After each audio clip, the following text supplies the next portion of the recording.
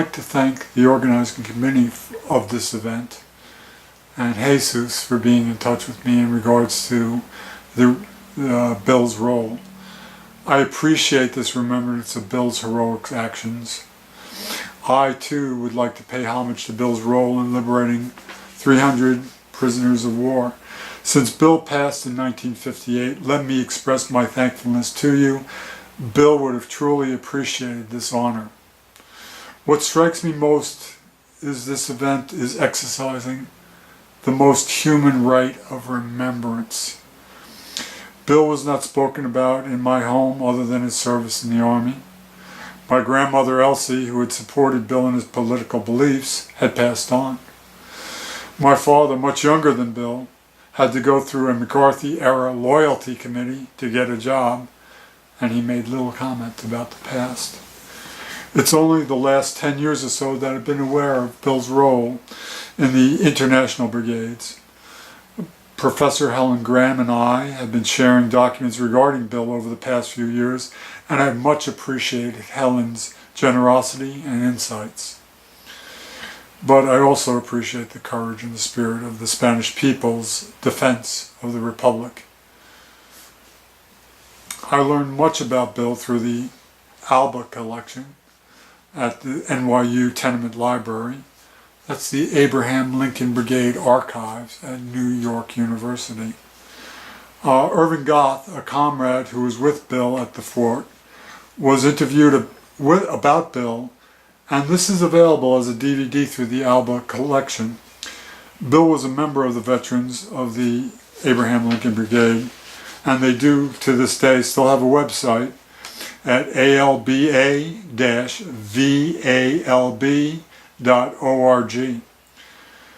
After freeing the prisoners, Bill and Irving and 3 Spaniards acted as a rear guard.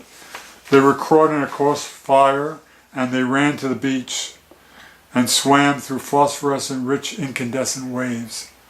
Over the next few days they were able to return to the nationalist lines. This image of swimming for his life, exhausted, leaving an incandescent wake that snipers were taking shots at, stayed with me. Much of Bill's later life was in the company of poets, from W.H. Auden to Jack Kerouac. Bill was particularly taken with the poetry of Pablo Neruda, and I'd like to quote a bit from Neruda's poem, Poet's Obligation, which begins, "To whoever is not listening to the sea this Friday morning, to whoever is cooped up in a house or office, factory or woman, or street or mine, or harsh prison cell, to him I come, and without speaking or looking I arrive and open the door of his prison." It ends. So through me, freedom and the sea. One day the dictator's bones will be disinterred from the Valley of the Fallen and moved to wherever such bones are kept. Then the crypts of silence will be opened and we can all reclaim our right of remembrance unimpeded.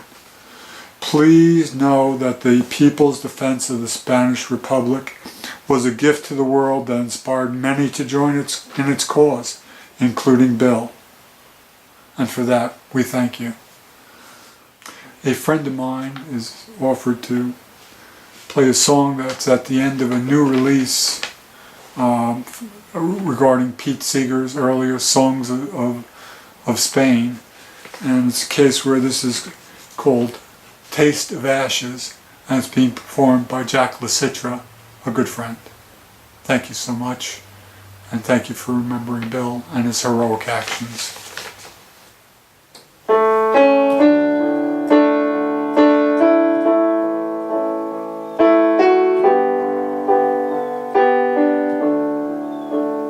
Taste of ashes, wounded hearts, leave our best on this bloody earth. The enemy remains the same. The war goes on, but the front has changed. And one day this this war will be but a memory in time, and the wounds will heal in the shattered land, and our country will one day be free. Defeat will be but history, their example, our legacy. One day the world will be at peace, and what might have been will one day be. One day this war will be but a memory in time, and the wounds will heal in the shattered land, and our country will one day be free.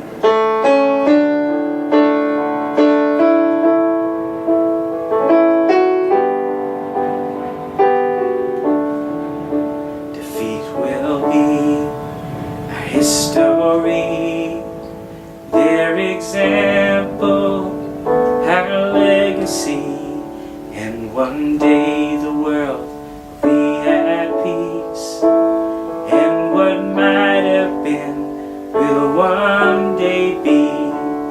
One day this war will be but a memory in time, and the wounds will heal in the shattered land, and our country will one day